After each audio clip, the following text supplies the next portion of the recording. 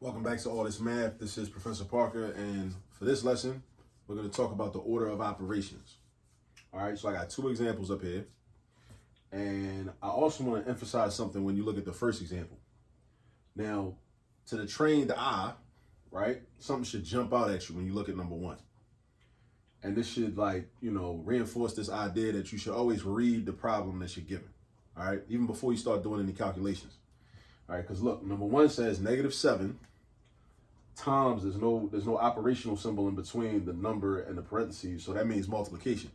-7 times -14 times -13 times -15 times 0.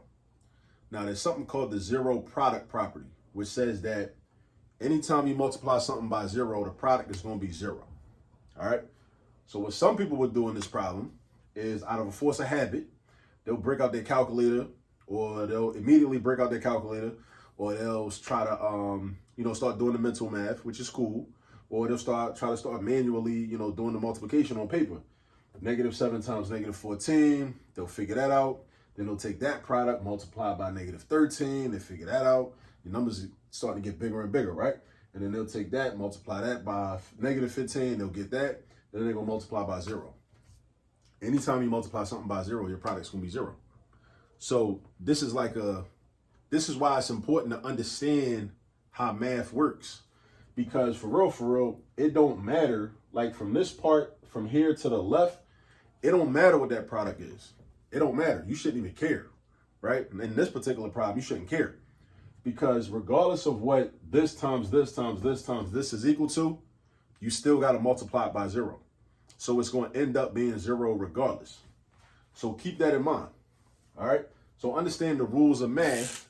And the rules of math, one of the rules of math is that when you multiply a number by 0, the product is always 0.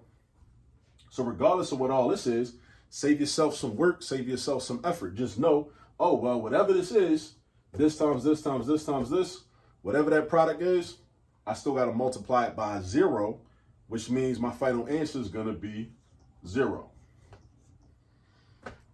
I purposely picked that problem up because I wanted to have that conversation with you, because I wanted to enforce this idea that you should take your time when you see math problems and just kind of just look at them and just like size them up for a minute, and then just think like, what do I notice about this problem? What do I think is going to happen in this problem, right? Because if you don't take the time to do that, you might end up wasting more time doing work that's totally unnecessary. Like, it was totally unnecessary to multiply with -7 times -14, multiply that by -13. I mean, it's good practice.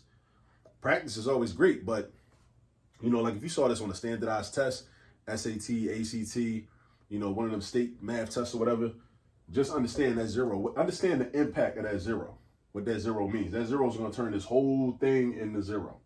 Because whenever you multiply anything by 0, you get 0. All right, what is number 2? Number 2 is different. Number 2 is a straight order of operations question. Now, order of operations, we probably know the mnemonic device called PEMDAS, right? But what I say is PEMDAS, but it also could be PEDMAS. So it could be PEMDAS or PEDMAS, right? M and D or D and M then D or D then M. It depends on what the problem looks like. It depends on what the problem looks like, because sometimes you're going to divide first and then you're going to multiply. Sometimes you're going to multiply first, then you're going to divide. These are the rules. These are like the fine print of the rules, right? Just like when somebody gets a credit card bill, right? Or a cell phone bill. You got to read the fine print in the contract, all right? The fine print of order of operations says that you do multiplication or division based on what comes first. Now, the P stands for parentheses, but parentheses could also be brackets. They could be braces. They're really any type of grouping symbols. So in this case, the parentheses are a grouping symbol. That means you simplify everything inside the parentheses first, right? So I see division and multiplication. Case in point, a lot of people memorize PEMDAS, and that they religiously cling to PEMDAS. They say, no, the M come before the D. I'm always multiplying before I divide. You can't tell me nothing. And I'm here to tell you, you're going to get the wrong answer.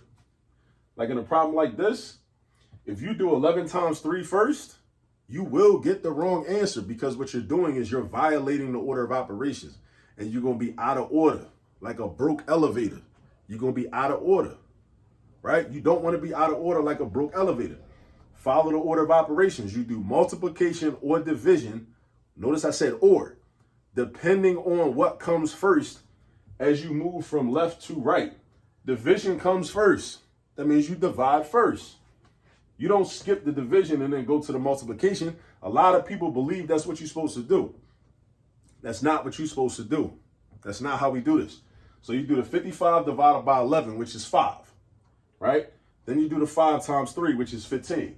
So this whole expression in the parentheses reduces to a 15, right? So now look what we got. Now we got 2 times the quantity of 15 plus 2 times 4, right?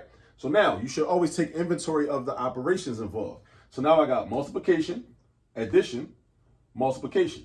So now I got to ask myself, what do I do next? I'm going to work from left to right. I'm going to multiply, and then I'm going to multiply.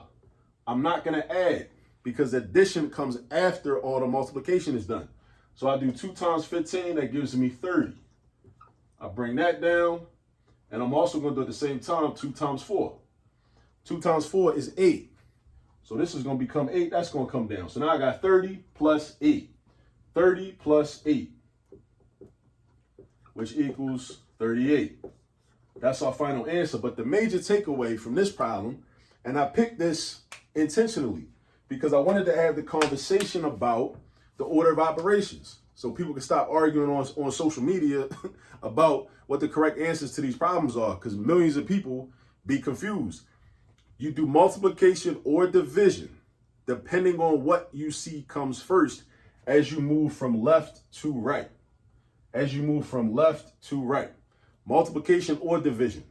Multiplication and division both have equal ranking, what we call equal ranking, right? So I'm moving from left to right inside the parentheses because it is PEMDAS or PEDMAS. The P stands for parentheses. So you try to work out everything inside the parentheses first. Now, another thing I want to point out, when we talk about parentheses, we're not talking about these parentheses, which represent multiplication symbols. It represents multiplication symbols. These parentheses right here, they just separate -7 from -14 and telling me I got to multiply them, right? That's not the P in PEMDAS, all right?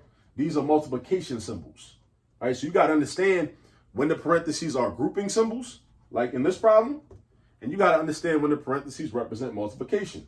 In this problem, you got to know the difference. You got to know the language. And the way you learn a language, just like the way you learn any language you speak right now, you learned it from practicing it. You got to do the math. You got to do math on a daily basis. If you don't do math on a daily and regular basis, you're not going to learn the language. And if you don't know the language, the math class is going to be hard. And you don't want it to be hard. So get the practice in.